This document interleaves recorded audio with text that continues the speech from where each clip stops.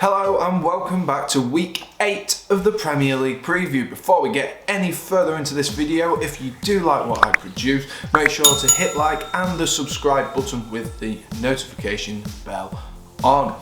Anyway, looking back at last week's results, we started off the weekend with Wolves, who took on Crystal Palace and won 2-0 at Molineux. Saturday saw Manchester City just beat Sheffield United 1-0 with a fantastic strike from Kyle Walker.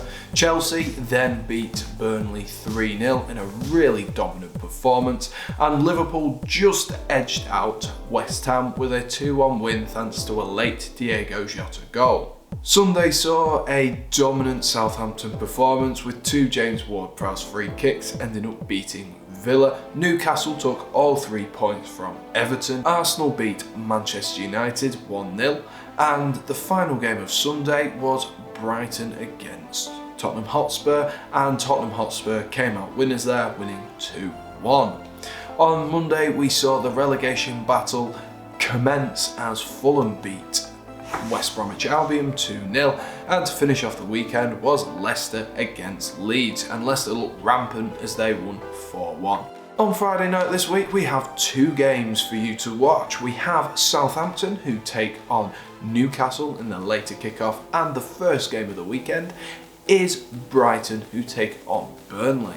The early kickoff on Saturday is Everton, who take on Manchester United in what can only be described as the Wayne Rooney derby. Okay. The next game that follows is Crystal Palace and Leeds at 3 o'clock. That is then followed by Chelsea, who take on Sheffield United at 5:30, and Saturday's games are rounded off with Fulham, who take on West Ham.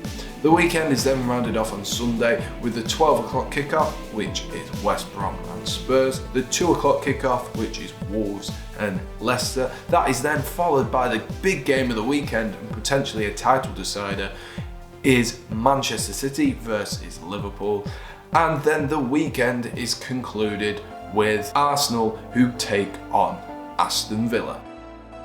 Jumping into the teams to watch section this week, the first team I have chosen is Chelsea. I've managed to be very unbiased so far during this preview series, and I don't think I've actually chosen Chelsea yet, so here we go. My first choice of Chelsea. The reason I've chosen them this weekend is they looked absolutely dominant in week 7. They had lots of goals in them, they looked defensively very strong, which we haven't yet seen under Frank Lampard, and has been called maybe Chelsea's best performance under Frank Lampard. It's easy to forget with Chelsea drawing 3-3 to West Bromwich Albion that Chelsea actually have only lost once this season, and that was to the champions Liverpool, which puts them in real good stead come the end of the season, because although they have dropped points, they haven't lost as many games as those around them, which is really, really important.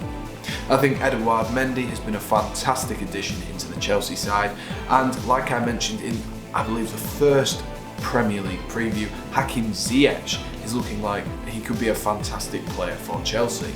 I thought he would be one of the standout players, more so than Havertz, because he looks like he's a bit more mature, has a bit more of a style of play that can drive at players, but also can create lots of opportunities, whereas Havertz is more of a goal scorer. Goals can be hard to come by, which is why I believe Havertz is maybe struggling a little bit more and hasn't quite been up to the expectation.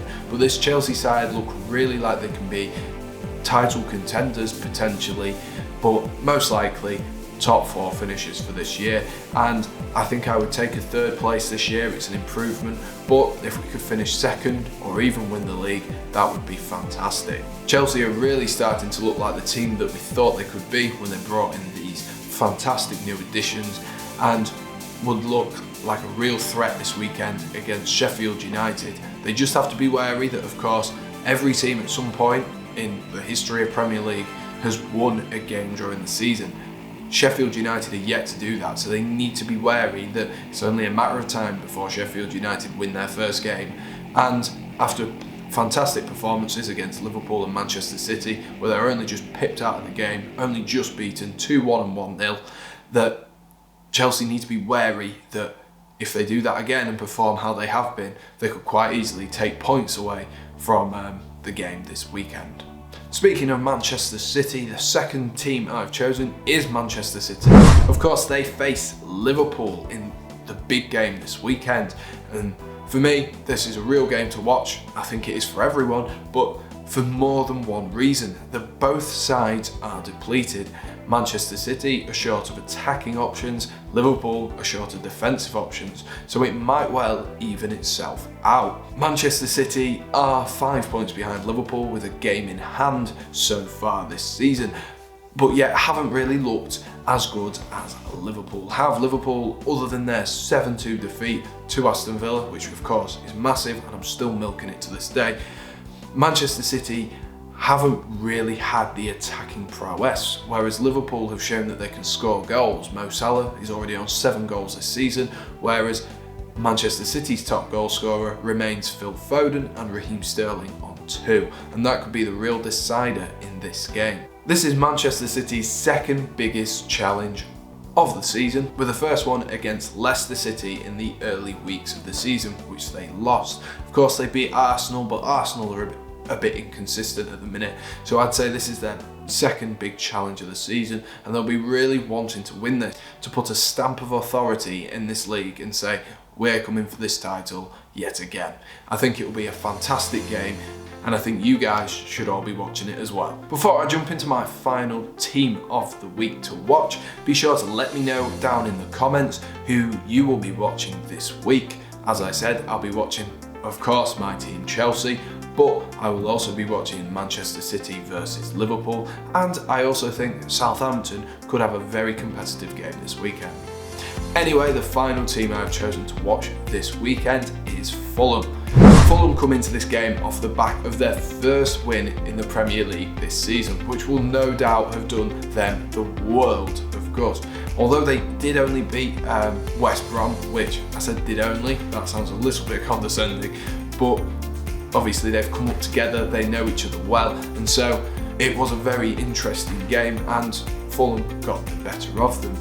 They will be brimming with confidence, but they do take on a West Ham side that also are flowing with confidence, but aren't that high up in the table. I think Fulham have a real chance of taking some points from this and maybe even winning, especially if they put in such a dominant and good performance as they did against West Brom on Monday night.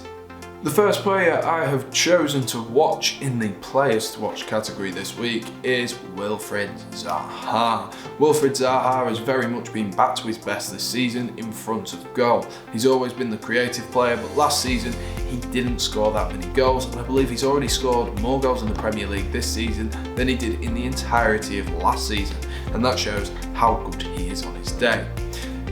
Wilfred Zaha and Crystal Palace take on Leeds this week, and Leeds looked for the first time very, very shaky in defence and really got exposed by the pace and the creativity of Leicester City's attacking quartet and just the vision of the likes of Youri Tielemans and James Maddison. Wilfred Zaha is arguably better, if not as good as the vast majority of that Leicester City quartet, and I believe he could really pose some problems for Leeds this weekend. Wilfred Zaha, of course, can drive at players and he can score goals, and Jamie Vardy's runs in behind against Leeds really caused some problems. If Andre Ayew, wrong Ayew brother, if Jordan Ayew can cause some problems for the Leeds defenders by running in behind and almost playing that Vardy role himself, even if it's not to get goals, then that will create lots of space in between the lines for the likes of Wilfred Zaha and Andros Townsend to really create some good chances. And that's why I think he's a player to watch this week, as I think he could dominate that game. The second player I've chosen to watch this week is a Manchester City defender, Ruben Dias. Of course, he was a big money signing this summer. He has moved from Benfica and has a lot of pressure on him, but at just 23 years old, has lots of years left in his legs. Ruben Dias will face his first really big challenge this weekend as he takes on Liverpool, and we all know how dangerous that attacking trio of Sadio Mane, Mo Salah and Roberto Firmino can be. when they're on form and when they're firing. Even when they're not on form, Mo Salah always seems to grab a goal. City have always struggled in the past with defensive inconsistencies, whether it be Stones and Otamendi getting injured or whether it's them making mistakes. They have always struggled with that, and Diaz will be looking to improve and continue his fine start to life as a Manchester City defender by really asserting his dominance in this game and stopping and blocking out Liverpool's attacking trio. The final player I have chosen to watch this week is Che Adams. The reason I have chosen this is because Southampton, whilst they beat Aston Villa last week 4-3, it wasn't a 4-3 game. They were very dominant and they were brilliant at times, especially with James Ward-Prowse's free kick masterclass. But the one blip from that game was, of course, the injury to Danny Ings. Che Adams has come from the Championship, signed, I believe, a season and a half ago, maybe 2 seasons ago now. Feels like such a long time ago. But Che Adams will be really looking to show that he's more than just a good or a great Championship striker. Che Adams has scored 2 goals and got 2 assists in 7 games this season, which is a pretty good return for a player of his quality, especially when Danny Ings has been bagging as well. But now that Ings is out of the team with an injury, I don't know how long he's going to be injured for, Adams will be looking to make sure that Shane Long doesn't come back into the team and take his place, as we all know how great Shane Long can be. In parts, he can be a very fantastic player, lots of pace. Che Adams needs to show he has the ability and the quality to score goals and to potentially be the lead striker for Southampton when Danny Ings gets injured, such as he has now. So he really needs to take this opportunity by the scruff of the neck and score some goals this weekend. Well, that concludes this week's Premier League preview. If you have enjoyed, be sure to smash that like button and of course subscribe if you are new around here. Thank you for watching and I'll see you on my next video.